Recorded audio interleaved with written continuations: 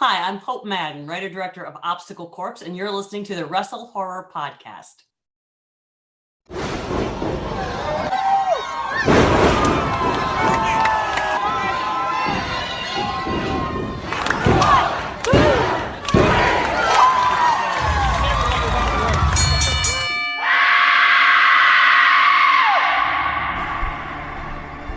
Ladies and gentlemen, welcome to WrestleHorror.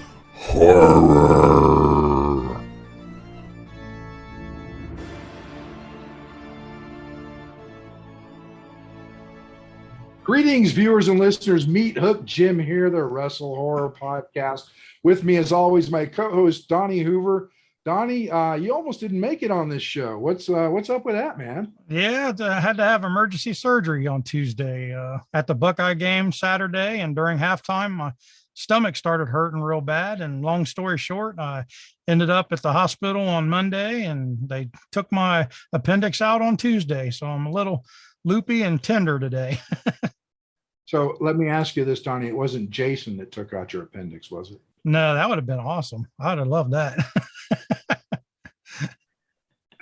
Joining us on this episode of the WrestleHorror podcast is Hope Madden, the writer and director of the movie Obstacle Corps.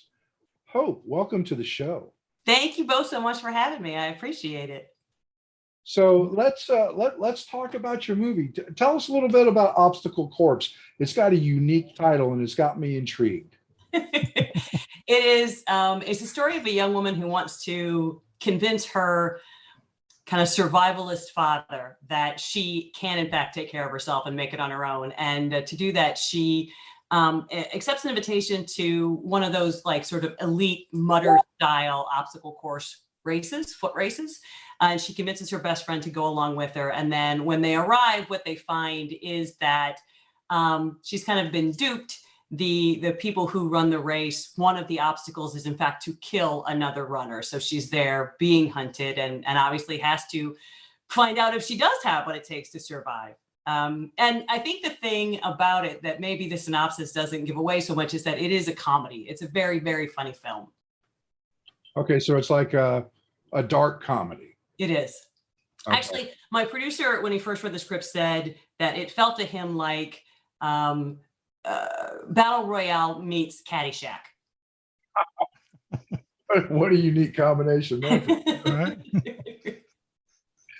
So what inspired Obstacle Corps? I mean, is there anything that really just drew you into writing this film? Yes, actually, it's funny.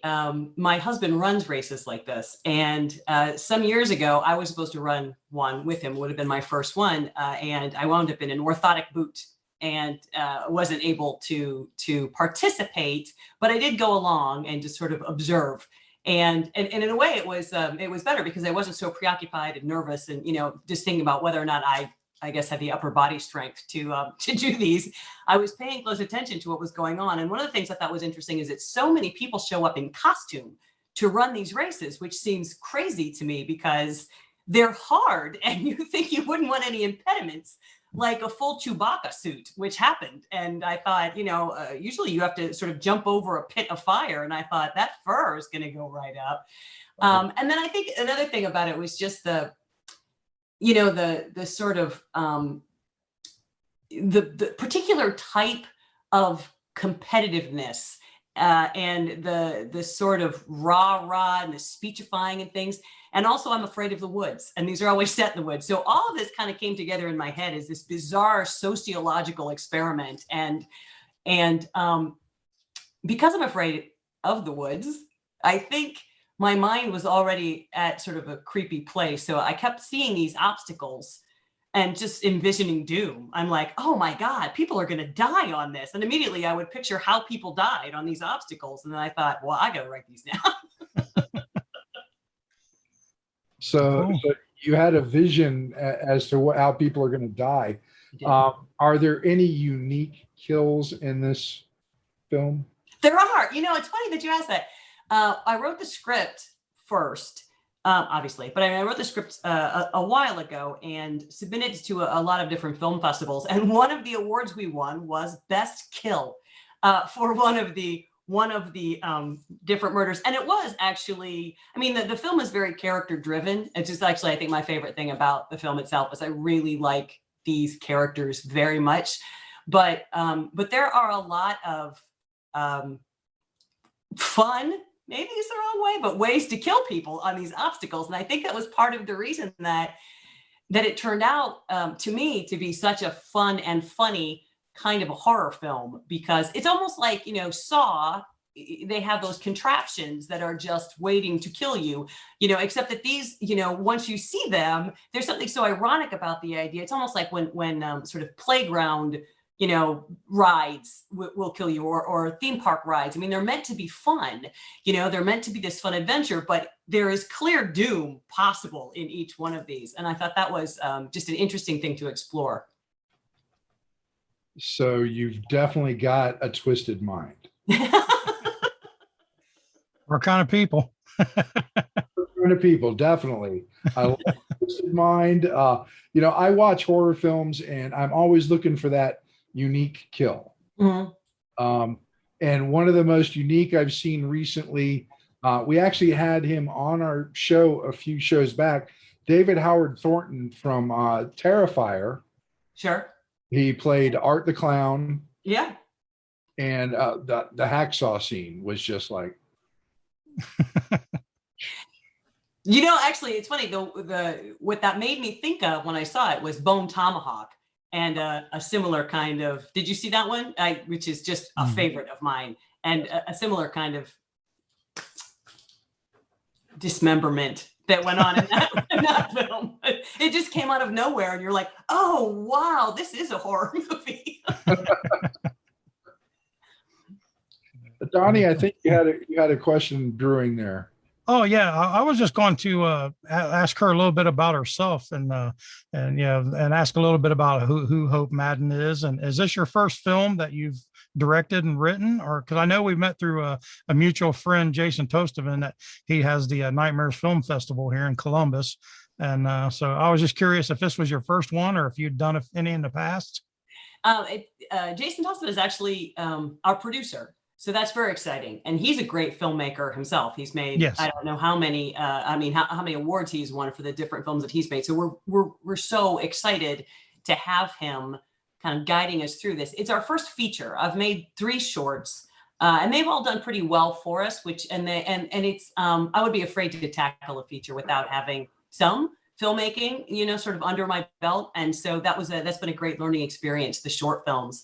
One of the short films that we made is the proof of concept short Obstacle Corpse. So it's a little slice of the full feature, and that is actually doing really well for us as well. We're gonna screen it in 2 weeks at Scream Fest in LA, which is exciting because we'll get to see it on the screen at the Grauman Chinese Theater there in Hollywood, where they used to shoot the Oscars. So that's exciting. Mm-hmm. And it will play at Nightmares Film Festival, and also after that it's going to play at the UK Film Festival, which is, we're excited about all of those things. So we did make a handful of shorts sort of in preparation for this. And I've been writing scripts for probably 7 or 8 years. So, and I think that the feature length Obstacle Corpse script is easily my favorite one. It's just, it's the one that I'm the most attached to and the most excited to see come to life. Beyond that, though, I'm a film critic here in Columbus and have been for decades. So, that has been kind of my film school. I watch 300 plus movies every year for review. And I have a podcast called Fright Club, which is just horror films. We just talk about horror films. Nice. And one podcast a month we record live at the Gateway Film Center, and what we do is show one of the films that we talk about. So I'm a massive horror movie fan and aficionado and sort of obsessive watcher. So I think that has a massive impact, I think, on me as a filmmaker, because one of the things that I'm really aware of is doing something that I've already seen. That's the last thing I want to do. I don't want to make a movie I have already seen. And so hopefully that's going to translate to something really fresh and interesting for other people as well. Well, Very cool. first of all, I've got to say, I can't believe you've been doing this for decades. Yep. Don't look like you've been doing this for decades. I have been. I got my first published film review in an independent weekly newspaper in Columbus that's unfortunately defunct in the year 2000 with the other paper. So I have been consistently a film critic since then. Oh, that's just a couple of decades. You're talking decades. I'm thinking like 30, 40. It's like, no. It's still plural.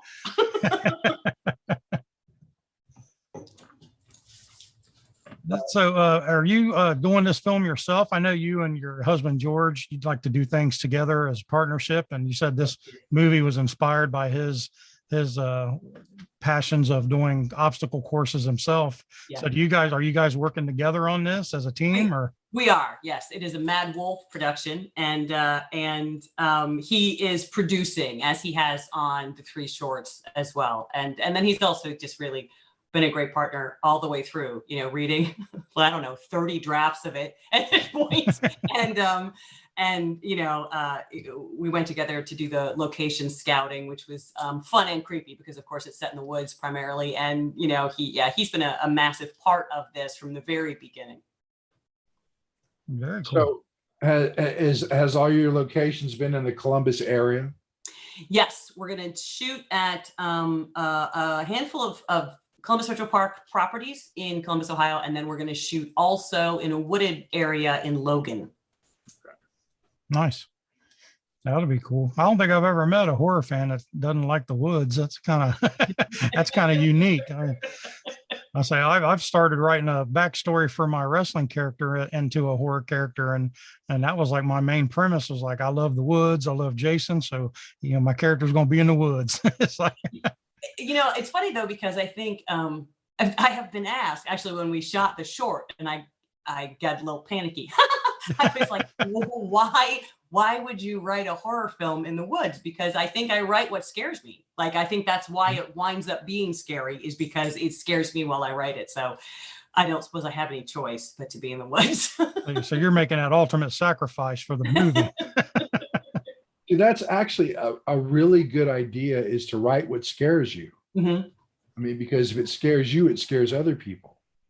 Hopefully. Well, yeah. I mean, I suppose that's the idea. I don't suppose it was a conscious decision, but I think that is how it translates. I mean, and I only really, when I write fiction, I really do only write horror. I've had people for years suggest maybe I could try something else. The truth is, it doesn't come out. I mean, writing fictional material is tough, and I feel like self-censorship is the worst thing you can do. Right? You just shoot yourself in the foot right off the bat. You just have to go with whatever inspires you, and for whatever reason, it's what scares me. Absolutely. I mean, like I said earlier, what scares you translates, and it makes it more believable because you're putting a little bit of your fear into what you're creating. Sure. Yeah. I also steal people. I think I've done this for my whole life, as opposed to like trying to create a character from just a blank. What I found, I think, too often is that when a writer does that, the characters all sound like the writer. They all behave like the writer. They all speak in the same sort of cadence. So I think the first thing I do is just collect interesting people that I know and drop them in horrible situations and see what they do. And so that's fun and funny for me. But also, I think it gives all of the characters interesting personalities, like very real personalities. And they don't sound the same. They sound like unique human beings because that's who I've based them off of. Also, I feel like there are always people that I love to one degree or another. One of the things that, for me, watching horror films, I don't like to root for somebody to die. I don't enjoy that. There's no cathartic, moment for me when I've like picked off all these hateful characters. Horror films are a lot more meaningful to me when I honestly don't really want to see any of these people die. And for me to do that as a writer, it's important, I think. The only way I'm able to pull that off is if the characters if I personally like these characters, if they mean something to me. And so that's the other thing that I do. I just steal people. Hey, whatever works, right? Now, what got you into horror? I mean, obviously there was something that triggered your love and passion for horror. So what was that? I think when I was a kid, I was just afraid of everything. I really was. I was afraid of everything. And I think to a certain degree, it gives you a sense of control over it. Because first of all, you're watching it, but it's not really happening. And so you can separate yourself a little bit from your fear. But the other thing is, the more you watch, the more you can figure out what's going to happen before it happens. So I think when I was a kid, that had a lot to do with it. I think the bad side effect, though, is that I developed probably more fears than I had, because horror filmmakers introduce you to all kinds of stuff you didn't even know to be afraid of. Right. So go ahead, Donnie. Oh, I just say you try to use it as a desensitizing tool and ended up opening this portal of all kind of nastiness, didn't you? How about you, though? How did you guys get into horror? Mine was One Dark Night, an old film back in 1986. And I watched it. Basically, my dad forced me to watch it. He took me to a movie theater and told me we were going to see a movie, like a comedy. And then once I got in line, I found out we was going to see a scary movie, and I threw a fit, and he just kind of like, and I was like 12 or 13 at the time. So, and he was just like, "Oh, suck it up, blah, blah, blah, you'll be fine."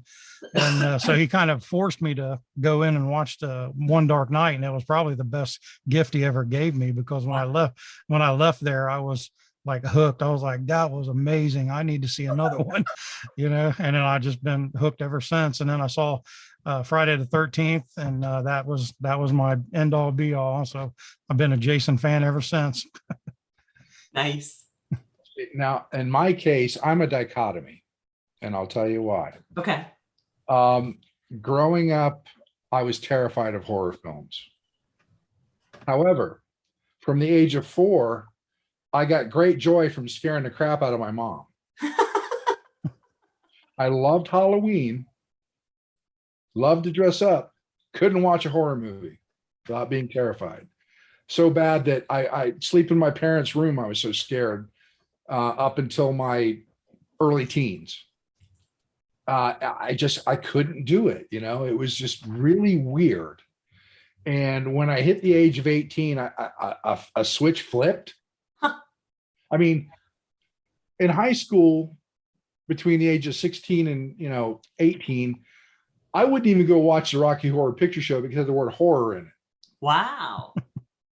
Did 2020 take its toll on your fitness? Well, body slam the pandemic and get back in shape with WrestleFit. This innovative program combines all the fitness regimens you'll need to reach your goals. The WrestleFit workout will bring strength training, cardio, and the world of professional wrestling together in a fun, new, and exciting way. Have yourself a blast working out with dumbbells, kettlebells, slam balls, ropes, tires, and an 18-foot full-size wrestling ring. The WrestleFit workout isn't just for pro wrestlers. The WrestleFit workout is for everybody. At the Now Training Center, you can pursue your fitness goals and learn how to train like a professional wrestler without all the bumps, bruises, and slams with the WrestleFit workout. Go to www.newohiowrestling.com/training for more information, or stop by the Now Training Center at 625 Eastgate Parkway, Blacklick, Ohio, 43004, Unit 6137.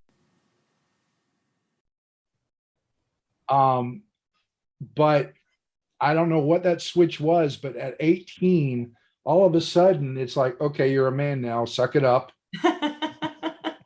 And I started watching horror films, and I watched horror films, and I also did haunted houses. I did haunted houses at my home, and I would scare people at my home.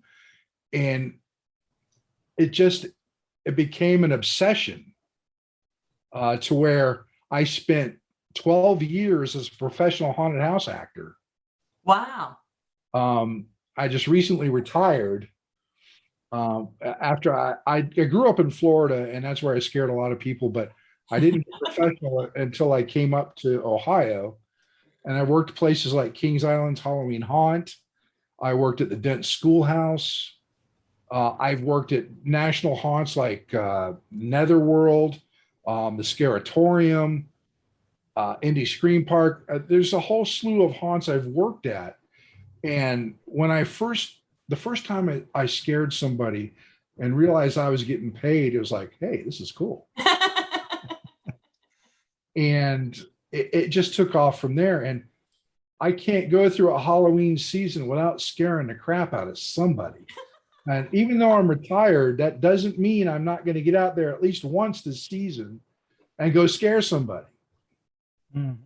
I absolutely love the adrenaline rush from scaring somebody is a high. It's a natural high that I absolutely love.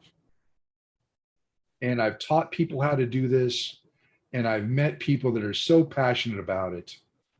And I can't believe that as a kid, I could not stand to watch a horror film. But now horror films, to me, I watch them. It's like, okay, scare me. Yep. And to touch back on that Rocky Horror Picture Show thing, you've since then have played almost every character in that film, ain't you? Oh yeah, sure. You're going to bring that up now.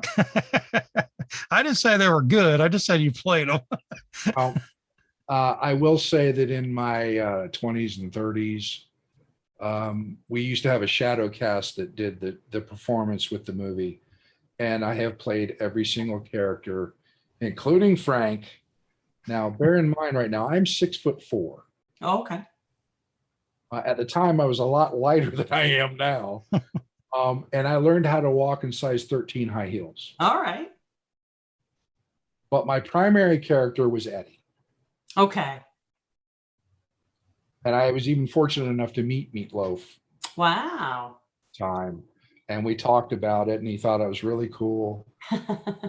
Autograph says to Jim, Eddie, Nice. rock on Meatloaf. So I did that for 10 or 11 years. That sounds like an incredibly fun time.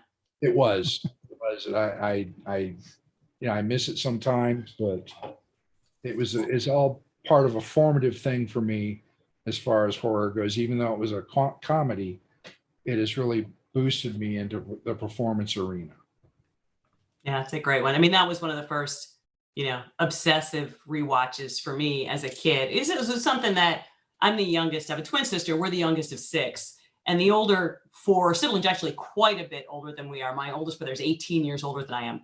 So, they would talk about things that we were just never going to be allowed to see. And Rocky Horror was one of those things. And from the time I was very young, I mean, that was like an obsession of ours, my twin sister and me. So the first time we got to see it live, we actually were in Philadelphia visiting family and saw it. And then I'm from Tiffin originally, but we would drive like an hour to Toledo if it was going to play at Toledo University. I mean, we would drive all over the state just to get a chance to see it. So when I moved to Columbus, when I went to college, it used to show at the Graceland Theater on North High Street, and we'd go every weekend. So, and I've probably seen it live, a couple of dozen times, obviously not as many times as you have, but, and then of course, and I remember when they first released it, to probably VHS, I suppose at the time, being disappointed that they were going to this is just, and of course I got it and watched it. And I thought, no, you know what? This is actually a lot of fun to watch at my house. It's a nearly perfect movie. And Tim Curry is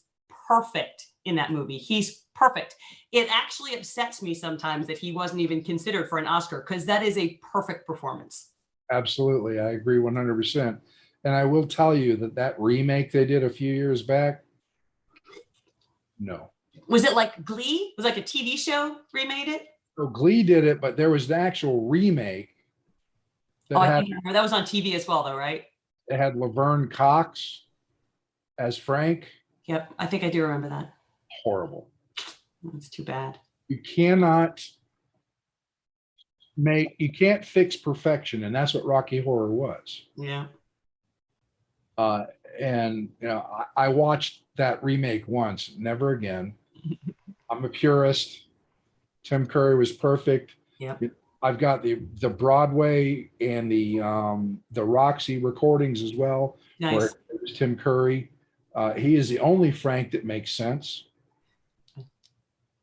Except you, of course. Oh wow. I'll even digress to him. I mean, that was it wasn't easy to walk around in those heels for 2 hours. I bet it wasn't. Got to do it. I know I walk in heels, and not many men can say that. No. I sure can't. And I couldn't get the chunky heels that he wore. Sure. I was wearing spike heels. Wow. Yeah, his were very 70s. They were very 70s, those shoes. I could not get those. I was in spike heels, which makes it even harder. I bet. And my legs knew about it afterwards. But it was so much fun, and I wouldn't trade it for anything. And now a bunch of my listeners are going, Jim, you're a freak. Well, they've already known that. I bet they knew. I never claimed to be normal. I will never claim to be normal. Oh, normal's boring. Agreed. So do you go to haunted houses and stuff too, or are you just strictly horror films? I have not been to a haunted house in quite a while, but yes, I do. I enjoy them.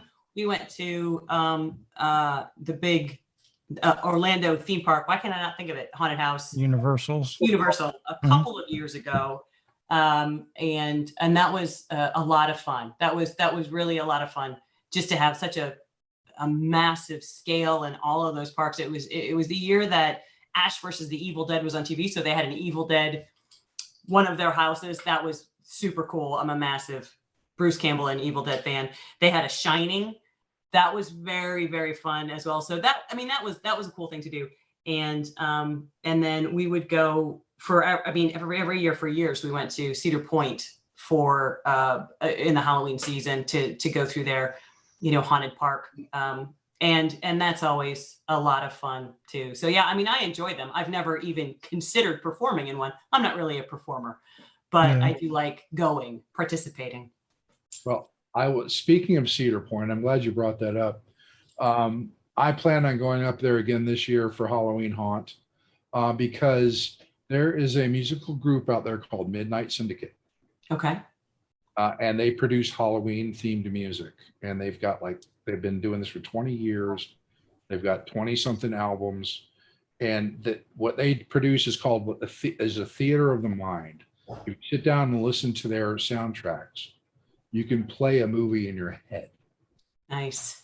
And for the longest time, they did not perform live until about 5 years ago. Oh. And they do it at Cedar Point.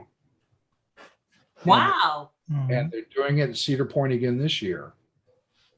After they didn't do it during the pandemic, but this year they're doing it again. And the show is called Conspiracy of Shadows. Ooh, it's a good name. It is. And I'm friends with both Ed and Gavin, who are Midnight Syndicate. And if you get an opportunity to go up there and see the show, it is well worth it. It's free with park admission. It's probably about a 30-minute show. And it incorporates their music, it incorporates video, and it incorporates live action all into the show. That sounds awesome. It is amazing. I've seen a couple of their previous shows. I've seen 2 of their previous shows, and I'm looking forward to seeing this one because I haven't seen Conspiracy of Shadows yet. Well, we usually do get up there for their Halloween season. So I'll have to keep that in mind. Try to hit one of those shows. It'll be at the Jack Eldridge Theater. Okay. On Fridays and Saturdays. And are they there the whole season? Yep. Oh, nice. I didn't know that. Yeah, and it's well worth sitting down and watching the show. Nice. And their music is amazing because it's gothic. Some of it's gothic. Some of it's, they do things from gothic to like circus, to Universal Monsters and things like that. Their music is unique and amazing. Sold. I'm sold. Go see it.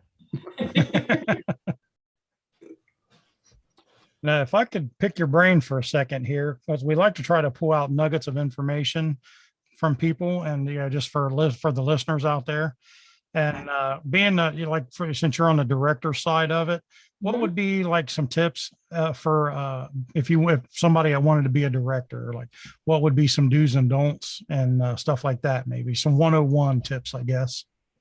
Wow. Well, I think, for me, the biggest thing is the script, just to make sure that because you have to live with it for a long time. You have to live with this exact story for a very long time. And so I think that's the biggest thing, is to know that you love this story, you love this script.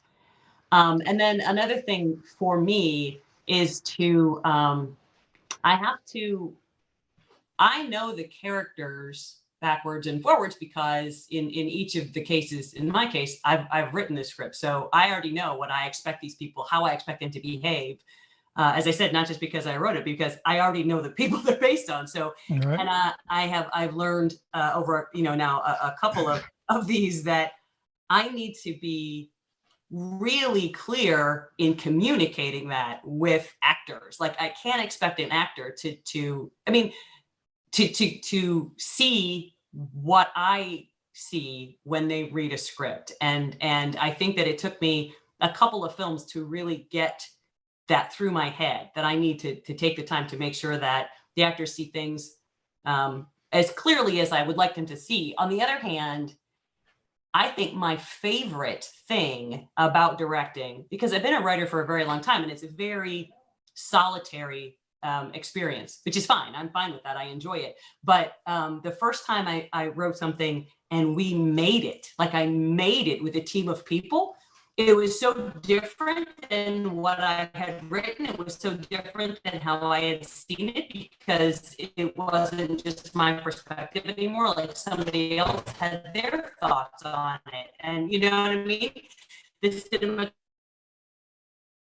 And God, there was something so magical about that, about taking something that I had written and seeing how it comes to life on other. And so I think that would be the other thing, especially if you're new to filmmaking. You can be very nervous, I think, about losing track of your vision, or really just about keeping track of what it is you are trying to accomplish, and so that's the other thing I would encourage, is just sort of taking a breath and taking a second and allowing other people to influence this piece of art. Oh, very cool. Very great advice. Now, we know for Obstacle Corpse, that's the one you're working on now. You have an Indiegogo established for that. Did you want to talk about that a little bit? Maybe some perks or something that people can get? Yeah, thank you. Actually, thank you very much.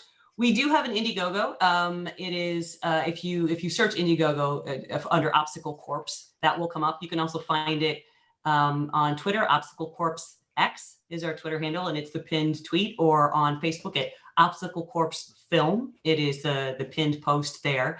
And one of the things that you'll get regular updates, our super exciting update this week, is that this practical makeup effects master named David Greathouse has committed to doing the practical effects makeup for the film. He did, for example, Tusk, right? Kevin Smith's Tusk.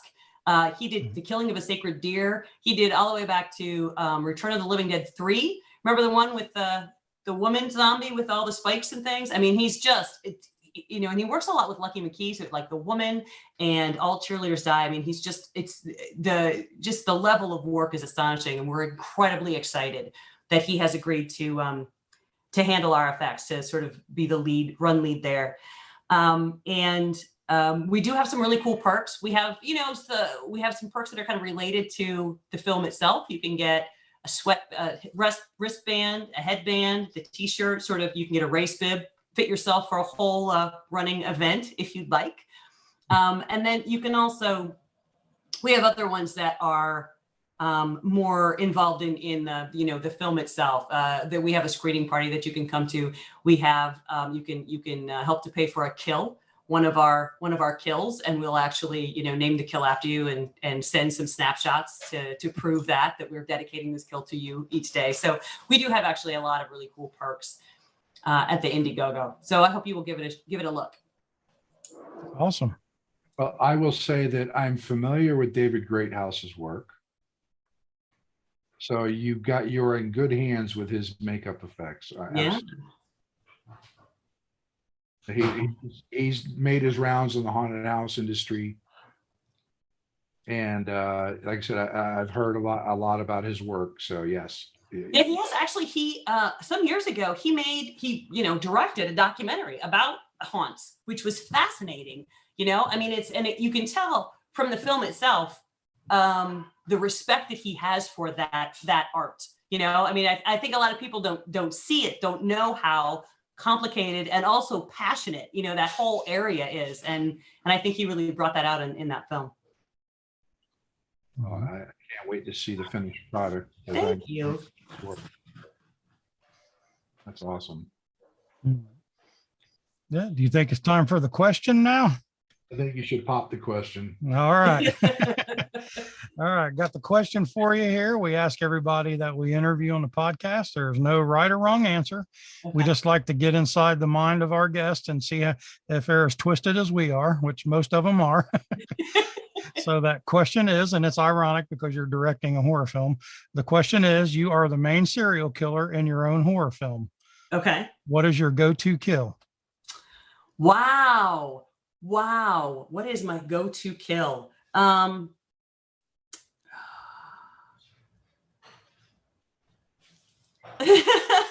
Something where I like to see a good head explosion, like the story of Ricky. Like I like to see a good head explosion. So I think, something where I could really do that, just like, smash somebody's head against a wall with a big piece of wood or something with a good head explosion. That's where I would go for. It would be a mess though. Head explosion. That's a new one. That's obvious. That is absolutely. We've never had a duplicate answer, and that is one of the more unique answers we've had so far. I'm a big Cronenberg fan, so maybe that had something to do with it. Yeah, a little Scanners influence there. Mm-hmm. That is awesome. I mean, I always get amazed at how different people want to kill people. It's just, Oh yeah. and Donnie and I have been doing this for over 2 years now, and we've been asking this question since about our 50th episode. Yeah, we're about 50 or 60 questions in, probably. I love hearing all the different ways that people want to kill somebody, and it's fun. It is. I still think my favorite one is where the guest said that they wanted to throw somebody off the top of a building and then have super speed and race down to the bottom. And then before they hit the ground, they run them over with a truck or a bus. I was like, who thinks of that? It's like, twisted minds. right? Our people. Yep. So, we've already covered all your information as far as how people can find out, but let's throw it out there again so people can find out more about Obstacle Corps. Yeah, well, thank you. We are on Facebook at Obstacle Corps Film.